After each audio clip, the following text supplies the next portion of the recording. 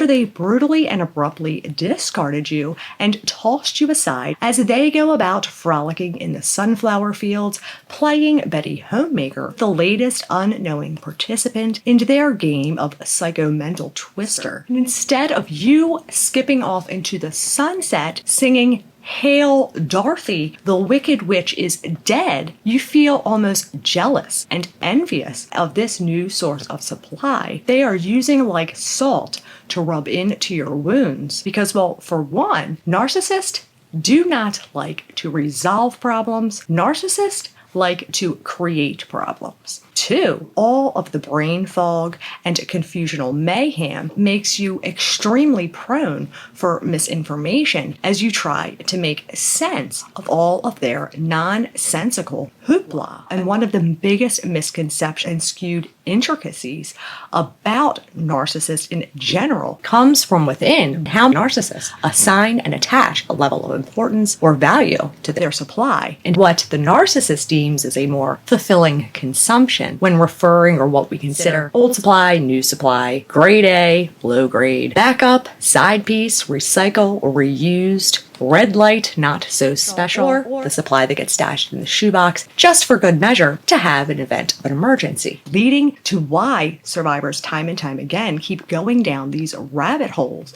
and trying to prove their worth, gain their validation, when in reality seeing all sources of their supply being interchangeable, dispensable, nothing more than perished goods that they can consume, replace as need be. And grasping the brutal reality of how narcissists view themselves as well as their lifeblood of narcissistic supply paints a clearer picture as to just how jacked up a relationship of any kind is with a narcissist. As much as they go about like they are built Ford tough, narcissist sense of self is about as fragile as a piece of wet tissue paper, because there's absolutely no substance to anything about their identity. All of it is based strictly off their outlandish and delusional sense of grandeur and superiority, falsely believing themselves to be the only entity of existence with feelings or opinions,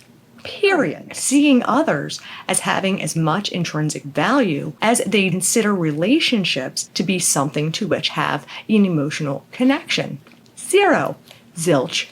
Nunya. Everyone to them is but a pawn. How much they interact with any given pawn, or how much value that any particular pawn brings to the game, is completely contingent on what it is that they seek at any given moment. So in a nutshell, narcissistic supply in its entirety consists of three components: the source, the trigger, and the source reacting to the trigger that ultimately provides and fuels the supply. Primary supply reaffirms their delusion of grandeur, power, and superiority, and consists of anything from adoration, applause, praise, compliments, infamy, repulsion, or someone flipping them the bird, because to a narcissist, being notorious is just as delightful as being renowned. Triggers that they use for primary supply consist of being a celebrity, having connections with political or military authorities, somebody that has a mysterious physique, or being the head of an organization. Whether it's an extreme, exaggerated stretch from the truth, or a complete and utter crock of BS, as long as they can get someone to buy into this BS, it's all cool and still counts. And the sources for providing primary supply are individuals that they are able to be triggered on a random and casual basis. Secondary supply, on the other hand, is helping to secure their existence, keeping them hidden in plain sight by being seen as just another average citizen living a simple life. Secondary supply consists of having a significant partner or spouse, owning property, financial security, being a member of a group, having a professional or really any kind of distinct reputation. Sources for secondary supply: spouses, children, parents, sibling, co-workers, friends, and so forth. And the main functions of their secondary supply are to maintain this front so that they can stay hidden in plain sight, using their secondary sources of supplies, virtues, as a way to cover up their own vices in efforts for them to continue to get their primary supply. However, any negativity could end up hurting the narcissist. And as such, the main sources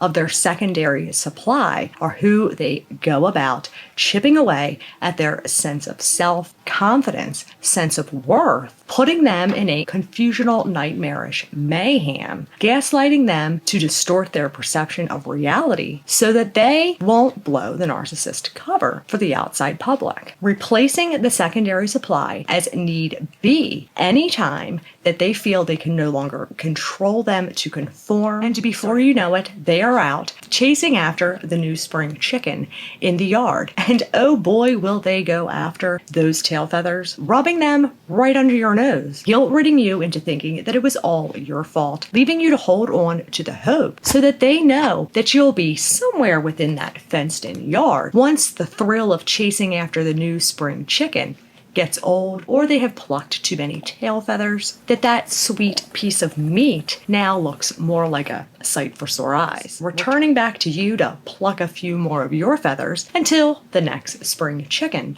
arrives. Because here's the thing, it is not about you, the spring chicken, or the chicken nugget that'll come after that. And in their eyes, you are all suitable for the rotisserie. The perception that they are happier with the new supply is nothing more than anything else that comes out of their mouths. Bullshit. Because for you to even know about the new supply, for one, is because the narcissist wanted you to know about them.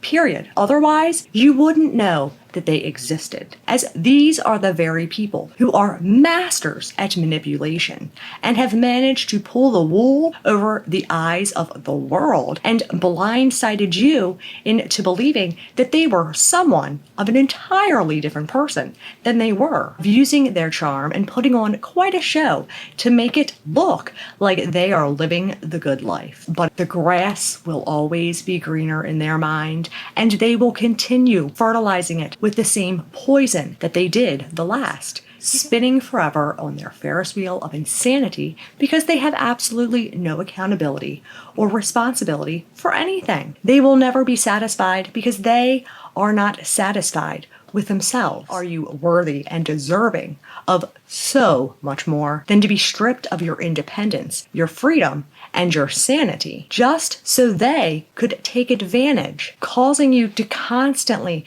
keep fighting to prove your worth, when real is only fighting a losing battle, a battle that was never even your battle to fight in the first place. It is their unholy war, not yours. You can't win the battle for them, even if you wanted to. No matter how many times they throw you in to the front line, the best thing that you can do is to dig your way out of that not so funny farm and run as fast and as far away as you can, because nothing good comes from staying with one of these demons. Tell those demonic chickens that they can go fuck off.